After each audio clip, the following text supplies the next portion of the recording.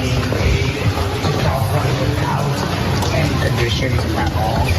I think we've got to have a serious conversation about that. Obviously, there's been water resource mismanagement, forest management mistakes, all sorts of problems. And it does come down to leadership, and it appears to us that state and local leaders were derelict in their duty in many respects. So that's something that has to be factored in. I think there should probably be conditions on that aid. What about the debt limit increase? What about tying the debt limit increase to it? There's some discussion about that, but we'll see where it goes. Do you expect, though, that Congress and Republicans will still help these Americans in need, even if they don't like their local politics and the party?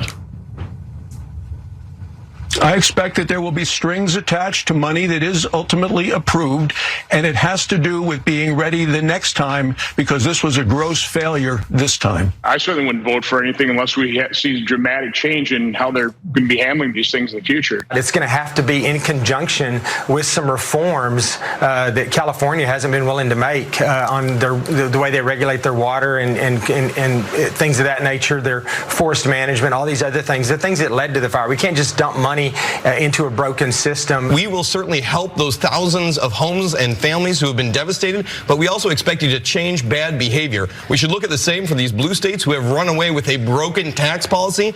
We want to be able to help out our colleagues in New York, California, New Jersey, but we also want those governors need to change their tune now. If they want the money, then there should be consequences where they have to change their policies. We support the people that are plagued by disaster, but we have to put pressure on the California government to change course here. Senator, why should other states be bailing out California for choosing the wrong people to run their state? We shouldn't be. They got 40 million people in that state, and they voting these imbeciles in office. If you go to California, you run into a lot of Republicans, a lot of good people, and I hate it for them. But they are just overwhelmed by these inner city woke policies with the people that vote for them. I don't mind sending them some money, but unless they show that they're going to change their ways, they don't deserve anything, to be honest with you. All right, guys, so we got to talk about the left boohoo, whining, and crying about Republicans holding Democrats accountable, okay? Because Democrats have severely mismanaged California.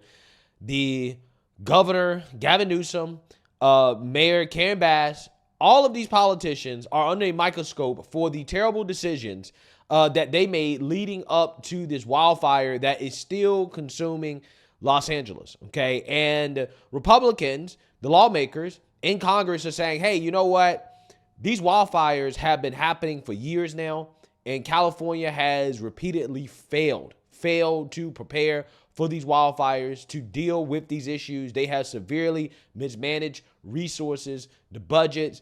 They fail when it comes to their forest management, their water management, and we have to attach some conditions to this federal aid, okay? We just cannot continue to send billions of dollars to California to help them with a problem that they refuse to do something about. They refuse to tackle themselves.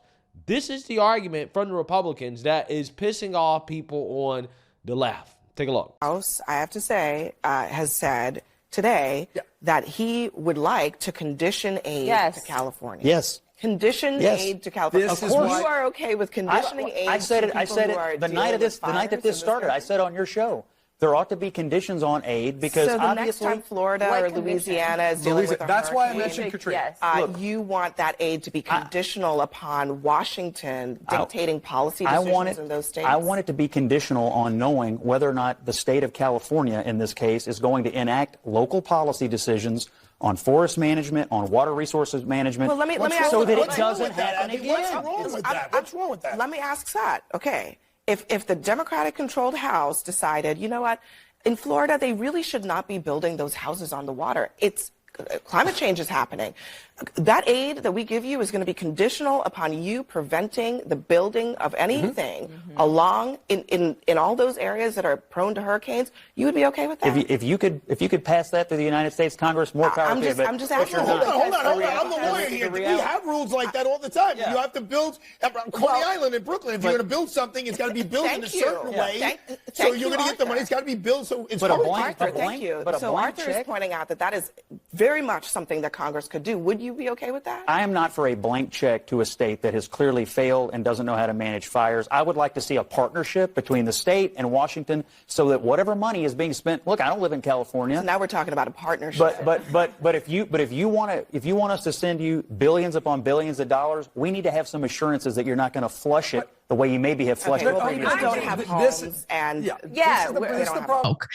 But I do think that some of these Republican lawmakers are making good points about the mismanagement of our water, the mismanagement of our infrastructure, the mismanagement in fire preparedness. I do not agree with withholding money from any state that is suffering from a natural disaster or tragedy like what California is currently undergoing, because ultimately the people who are harmed are ordinary citizens who should not be used for political fodder, should not be used as pawns. But at the same time, and by the way, I mean, if you do this, get ready. It opens a Pandora's box for every situation in which a state is victimized by a natural disaster, getting caught up in a ridiculous political debate when people need relief immediately. But Cenk, you have to acknowledge that there's a lot of mismanagement of funds, especially in the state of California. There is. It's true. No, Anna, hold on. So first off, yes, there's tons of mismanagement, but no, I do not agree to this. I'm actually furious about it. So, okay, Tommy Tuberville talking about imbeciles. You kidding me? One of the biggest imbecile in Congress. And he comes from the state of Alabama. Next time there's a natural disaster in Alabama, I'm going to talk about how every moron Republican mayor and governor and senator in Alabama doesn't deserve any money until they fix how stupid they are.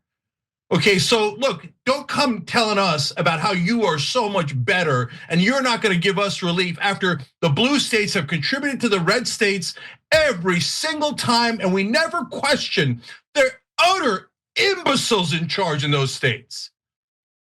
But now all of a sudden they're like, no, when it comes to California, we don't want to pay because they're jerks. They're selfish pricks. And they're like, when it's me, I deserve all the money. But if it's a blue state, oh, no way. Unless you elect Republicans, we're going to withhold the money. No, hell no, hell no. And this is a terrible precedent. Because if this happens, then every time there's a Republican president, the blue states are not going to get any help at all, whether they burn to the ground or not. And if the Democrats have any sense, if they win, then they're going to say to the red states, all right, that's it. You guys made a mistake. You elected the wrong people with a bunch of dumbass Republican politicians. Now you're not getting any money. If you drown in the South because of the hurricanes, your goddamn problem, not my problem. All right, let's talk about the moron Greg Abbott in Texas. Are we talking about that? He let his citizens freeze to death. Why? As always, same reason as California, to protect his donors. Because all those electric companies and those utilities had donated to Governor Abbott. So what, we should have let those people freeze to death? Because Abbott's a crook and he's an imbecile? No, we go help American citizens where they are. This kind of talk will lead to civil war politically, where we will just divide into blue states and red states. We have been incredibly honest about how incompetent Karen Bass and Gavin Newsom has been in this regard. If they do this, they're going to force everyone back into their partisan camps, and then next time there's any kind of natural disaster in a red state, we're all going to have to now find out all the things that every single elected Republican in that state did wrong. Sorry, we're not giving you money. Sorry, don't care that you froze to death or you drowned or you burned to death because I'm playing politics over here.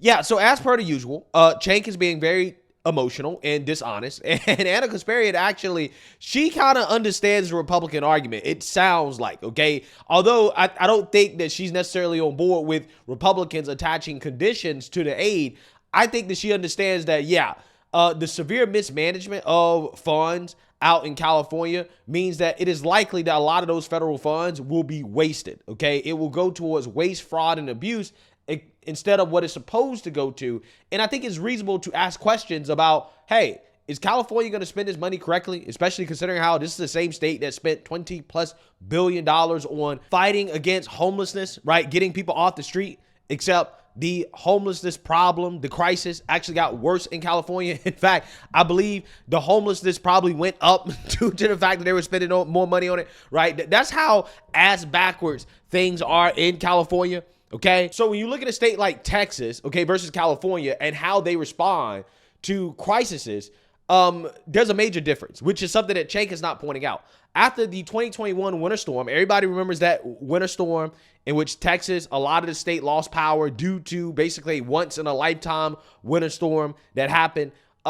Immediately afterwards, Texas lawmakers, aka Republicans, actually took responsibility and they moved to pass legislation aimed at upgrading the state's power infrastructure, okay, in order to prevent the repeated failures that happened due to the storm, okay? So again, here's a list of things that Republicans actually did, right? That they went out of their way to do to fix the problem, to prevent it from happening again. And lo and behold, Texas had another winter storm in 2023, and only 350,000 people lost power, mainly in the Austin area, versus the winter storm of 2021, where you had 4.5 million people lose power, okay?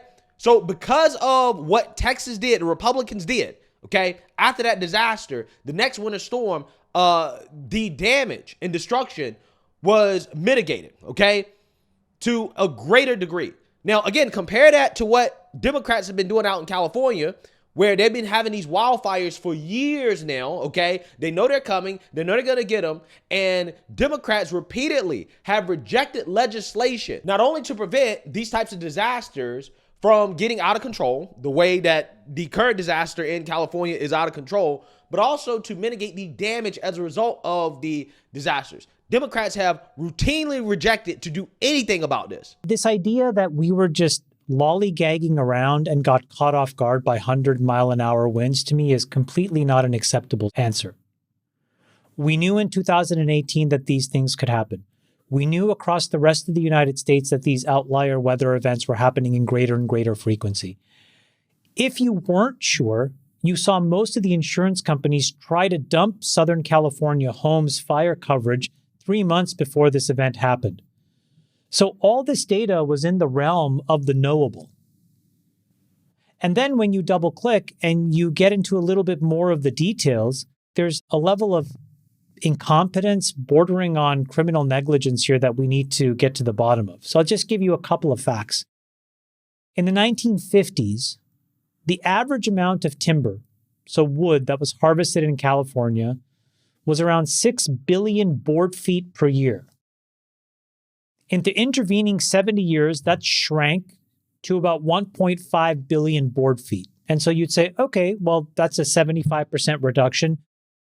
We must be making a very explicit stance on conservation. It turns out that that's not entirely true, because what it left behind was nearly 163 million dead trees. Dead, like gone. And so you would say, well, those things should have been removed. And the problem is that then there's this California Environmental Quality Act, CEQA, hopefully I'm pronouncing this right, and a whole bunch of these other regulatory policies that limited the ability of local governments and fire management to clear these dead trees and vegetation. And I think that that's a really big deal. And when you double click on that, here's where you find the real head scratcher. Okay? Multiple bills, AB 2330, AB 1951, AB 2639, all rejected by the Democrat-controlled legislature, or worse, vetoed by Governor Newsom, that would have exempted these wildfire prevention projects from CEQA and other permitting issues. Then there were other bills to try to minimize the risk of fires by burying power lines underground. SB 1003, as an example, went nowhere, didn't even get to the governor's desk. So I'm just a little bit at a loss to explain these two bodies of data. One is everybody can see that these events are happening. Southern California lived through this exact type of moment just 6 years ago. All the bills that are meant to prevent this are blocked or vetoed. This is the ultimate expression of negligence and incompetence. Yeah. So you seen that, you heard that, right? You see the difference? When a storm happens in Texas, Republicans said, okay, let's do something about it to prevent it from being as bad as it was when we got caught off guard, okay, when it happened the first time. Wildfires happen in California repeatedly over the years, and Democrats throw up their hands and say, well, there's nothing we can do about it, climate change, while also at the same time rejecting legislation that could mitigate the damage and to prevent the wildfires from getting so out of control. But yet they want to go to the federal government with their hands out and say, hey, give us some money to help us rebuild, when there's no guarantee that the Democrats in California are going to do anything to prevent this from happening again. And you think it's okay for California to continue to take taxpayer resources from the rest of the country to rebuild their state when their politicians refuse to do anything to prevent these disasters from happening? No, that's not how this works. That's not how this works. And the thing that really annoys me the most is when these leftists come out here and say, well, California contributes so much money. California pays for everything. No, they don't pay for everything. Texas also contributes a significant amount of money as well, too, which is a red state. Florida contributes a significant amount of money to the union, which is a red state. Don't say and try to pretend as if blue states are the only states that are contributing money to the federal government. Get out of here with that. Because if California is so independent and they're so prosperous economically, then, hey, you can handle it yourself, right? Take care of it yourself. What you need the federal government money for? Because clearly their priorities are not on preventing these disasters from happening. They're on Trump-proofing the state, okay? These California Democrats just approved $50 million to Trump-proof the state in the midst of these wildfires, this wildfire disaster out in LA, but yet they got their hands out begging the federal government for money. But again, you got $50 million to spend to Trump-proof the state. Now, as California deals with historic wildfires, Governor Gavin Newsom and state lawmakers are setting aside $50 million to take on the incoming Trump administration and the president-elect's mass deportation plan. Elizabeth Pran is looking into what this means to really Trump-proof a whole state, if you will. Yeah. Elizabeth, get us up to speed. And are other states doing anything similar? Yeah, well, we anticipate that to be the case, right? So California is the first state to do that. State Democrats want, as you mentioned, it was initially $25 million, now $50 million in taxpayer funds to, quote unquote, Trump-proof California. What does that mean?